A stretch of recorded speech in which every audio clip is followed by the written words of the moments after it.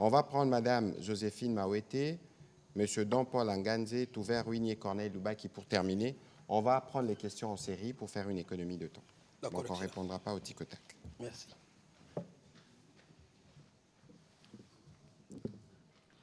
Monsieur le coordonnateur, j'ai deux questions. La première est celle-ci.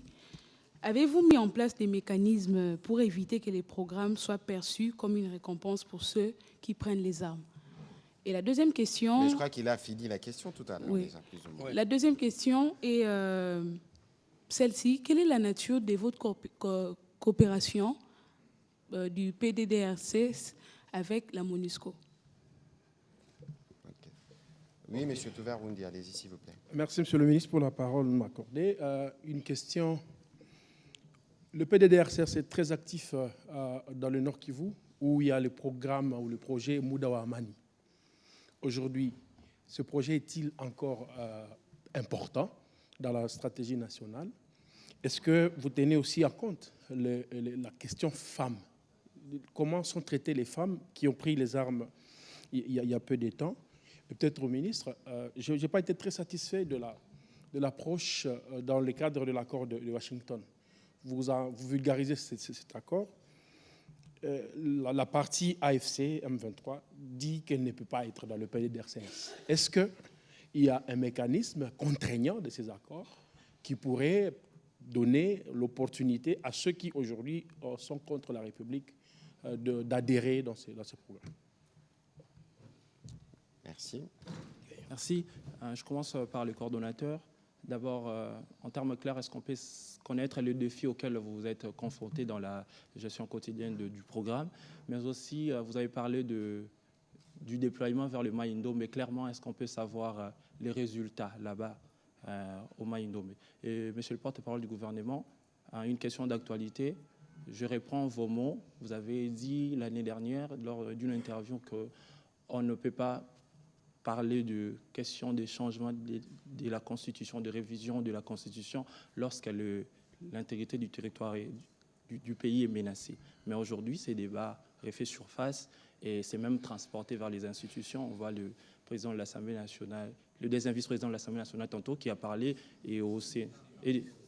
non, le deuxième vice-président de l'Assemblée nationale, Christophe Mbosso, qui a aussi réagi, et aussi...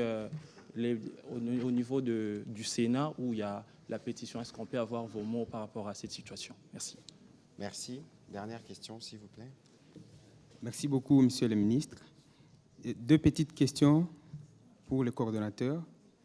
J'aimerais savoir c'est quoi, ou bien la nature de la coordination de votre relation et le gouvernement provincial dans la mise en place de ces programmes.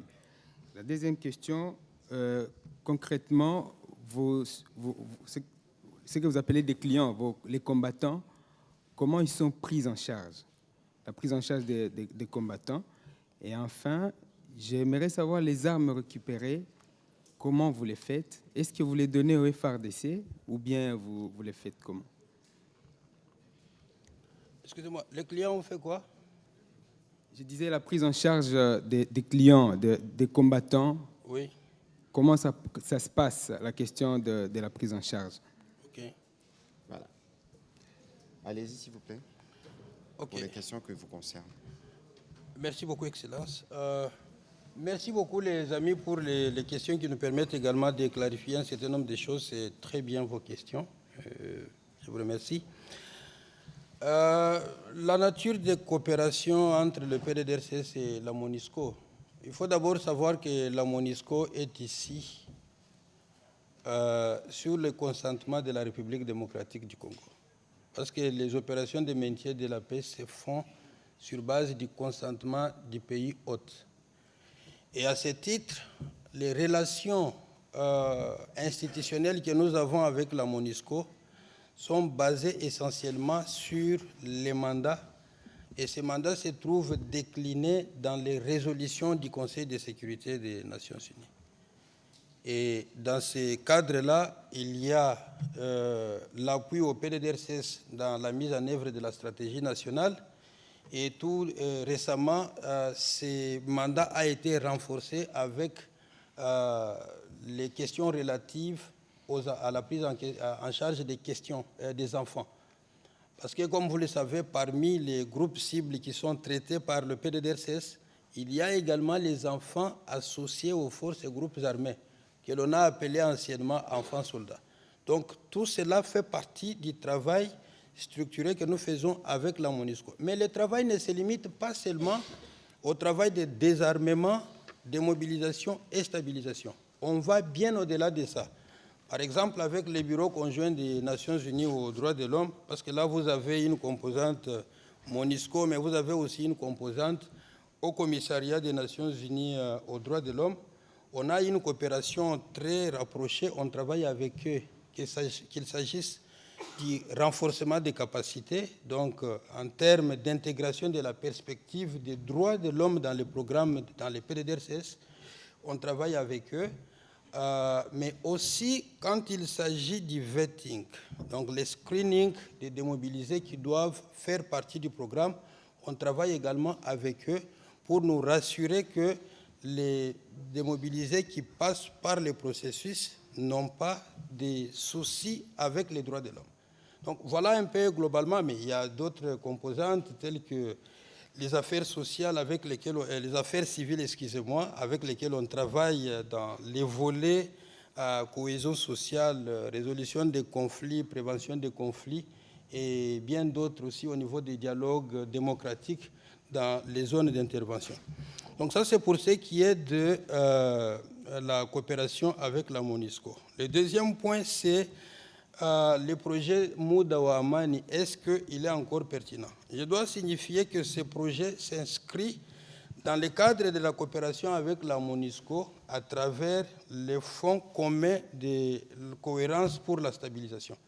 Et donc c'est un projet qui a fait son temps, qui a donné les résultats que nous avons tous salués, il fonctionne et donc je pense qu'il est pratiquement à la fin, mais il y aura le moment où on va évaluer pour voir est-ce que les résultats escomptés ont été atteints, mais aussi après quels sont les effets qu'on va tirer de ce programme, parce que c'est très important. Après les résultats, il faut parler des effets. Qu'est-ce qui va nous rester après avoir clôturé le programme? Et vous avez posé une très belle question sur l'intégration de la perspective genre dans les PDDRCS. C'est-à-dire, si je dois reformuler cette question, vous me demandez de vous expliquer comment on prend en compte les besoins des hommes et des femmes dans le programme. Ça, c'est très bien. Au micro, s'il vous plaît, pour être sûr que la voix est captée. Allez-y, nous ne sommes pas sur le terrain où vous parlez à vos clients, entre guillemets, les combattants. Allez-y, s'il vous plaît, on va terminer. Merci, Excellence. Alors, vous savez que les hommes et les femmes, selon la nature des conflits, expérimentent les conflits de différentes manières. Et le PDDRCS est totalement conscient de cette question. Voilà pourquoi déjà même au niveau du recrutement de nos staffs, nous faisons un effort pour qu'il y ait des hommes et des femmes. Et le président a déjà donné un exemple. Moi, dans la coordination nationale que j'ai l'avantage de diriger aujourd'hui, mon adjointe numéro 2, c'est une femme, et l'administratif, c'est un homme. Ça, c'est déjà un signal fort. Et la même philosophie se répercute partout, dans toutes les coordinations provinciales. Vous ne trouverez pas une seule coordination provinciale sans femmes. Et d'ailleurs, lorsque vous allez dans le Sud Kivu, la chef, c'est une femme, et son admin, c'est aussi une femme. C'est vraiment un message fort que le chef de l'État a donné à travers ça. Ça, c'est le fondement de l'intégration de la perspective genre. Deuxièmement, lorsque nous constituons nos équipes, lorsque j'ai défini les instruments de profilage des mobilisés, on a toujours les instruments qui sont déterminés pour nous permettre de collecter les infos, selon qu'il s'agisse des femmes ou des hommes. Et notre analyse qui va informer la programmation est basée sur la sensibilité qu'il s'agisse des hommes ou des femmes. Là aussi, si je me tourne du côté des femmes, c'est là que je comprends que dans les zones qui sortent de conflits, les femmes se retrouvent soit comme combattantes directement impliquées dans les conflits, on les retrouve comme victimes, c'est-à-dire qui ont suivi les effets des conflits, ou supporters, ou alors c'est elles qui sont en train d'alimenter les conflits. Je me retrouve maintenant au niveau structurel. Au niveau des CCPAB, par exemple, au niveau des provinces, il y a les associations des femmes, et vous aurez vu que chaque fois que moi je vais en mission, j'ai toujours une session fermée avec les leaders des femmes, parce que c'est là où je trouve les bonnes informations. Et je travaille très bien avec les associations et les leaders des femmes. 2 minutes. Ces femmes qui se retrouvent au niveau de ces structures ou de ces institutions arrivent à développer une approche sensible au genre, qui nous permet de mettre les femmes dans des contextes où elles vont pouvoir s'ouvrir, et on organise des focus groups où on regroupe les femmes pour les accompagner. Et on développe aussi les activités qui ne vont pas discriminer les femmes en les mettant dans une caisse où ce sont les métiers féminisés et les métiers masculins. Donc on donne l'opportunité à toutes les femmes de s'orienter, de choisir ce qu'elles peuvent faire en fonction de leurs aptitudes et de leurs choix. On peut aller plus loin avec l'intégration de la perspective genre, mais je vais aller vite pour aller. Les défis, on a un grand défi, c'est le défi sur le plan sécuritaire. Parce que je vous ai expliqué au début que les DDR fonctionnent avec 3 ingrédients essentiels. Je vous ai parlé de la volonté politique, je vous ai parlé de la sécurité, je vous ai parlé du programme. Aujourd'hui, dans notre pays, vous avez, même si vous ne l'avez pas vu, mais vous l'avez entendu. Si vous ne l'avez pas entendu, vous l'avez vu.